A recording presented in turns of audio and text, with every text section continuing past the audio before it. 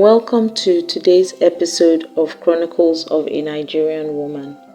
My name is Fagbeja, and today I'll be reading Gbubemi's story.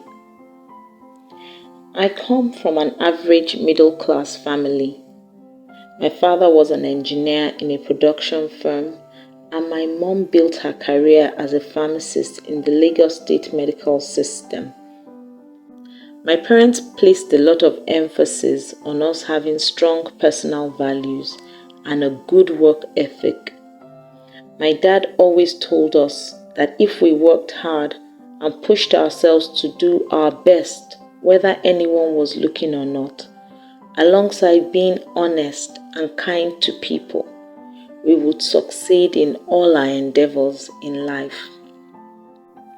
I was the second of 4 children. 3 girls and 1 boy who was the third child. None of us was spoilt. My parents did not discriminate between genders. We were all well domesticated. My parents also ensured that each of us was educated to master's level. We each got our first degrees in Nigeria and then went abroad for our masters. I studied banking and finance and went for a master's in financial management alongside my CFA certification. Again, this was based on my father's influence.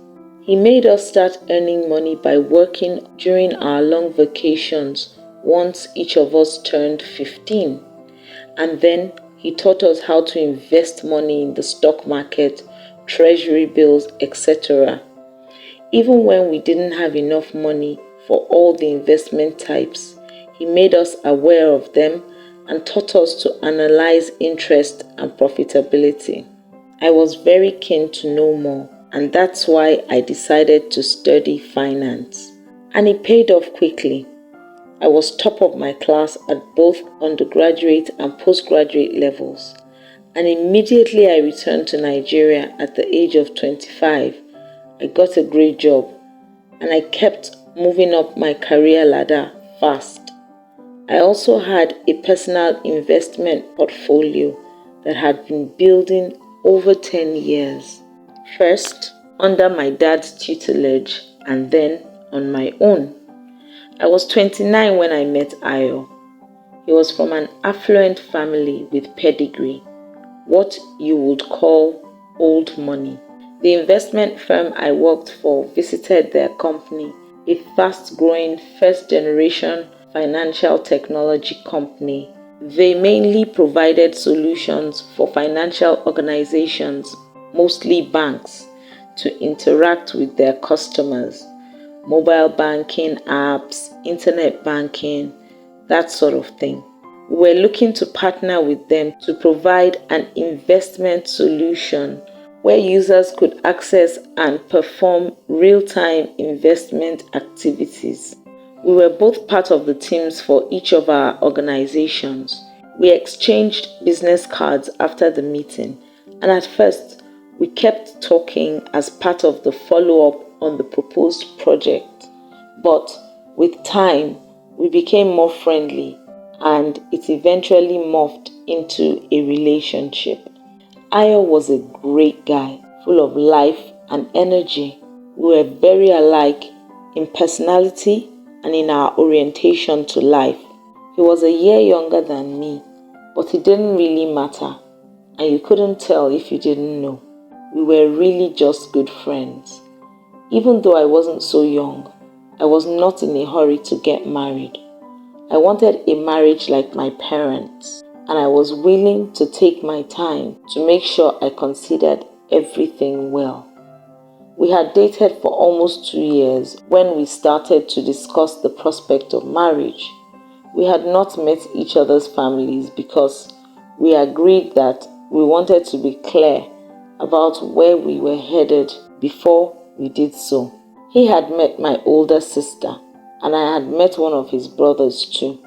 When I eventually took Ayo home to meet my parents, they loved him immediately. He and my dad had so much to talk about. I left them for over an hour while I helped my mom in the kitchen. Meeting his family, however, was a different kettle of fish. He had warned me that his parents were a bit uptight, but I really was not prepared for the reception I got. His 3 siblings, all male, were fine, but his parents were very snooty. They were very formal with me, and I did not feel comfortable in their presence at all. I could barely wait for the visit to be over. Ayo noticed and cut the visit short. As I got to hear later, his parents did not readily accept me. First of all, I was not Yoruba.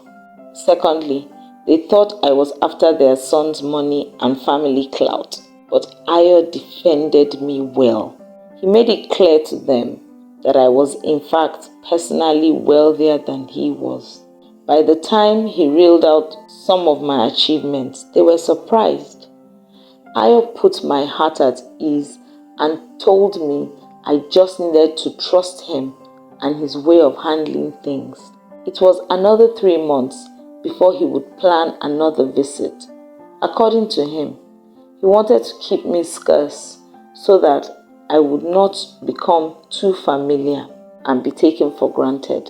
It must have worked because the next time they saw me, the change in their attitude was clear. Ayo's mom said he had told them how busy I was, but asked me not to be a stranger and to find time to fit them into my schedule. I gave Ayo a side eye and almost burst into laughter, but I managed to keep a straight face as I promised to fit them in indeed. It was really not that deep. We have now been married for 8 years, and Ayo is the award-winning husband. He always takes my side and shields me from his family. I have seen how overbearing his parents and extended family can be, but I am far removed from it because Ayo handles them with tact and firmness. I couldn't have asked for a better friend and husband.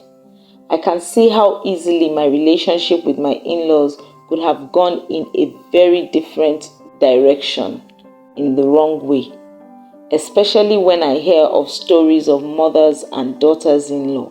Potentially, I would have been one of those stories, but my husband has been a great shield and support for me in that regard, and I am so grateful. Do you have any in-law experiences? Please share in the comments below. Remember to subscribe to my channel and to turn on the notification bell so you don't miss any of my videos.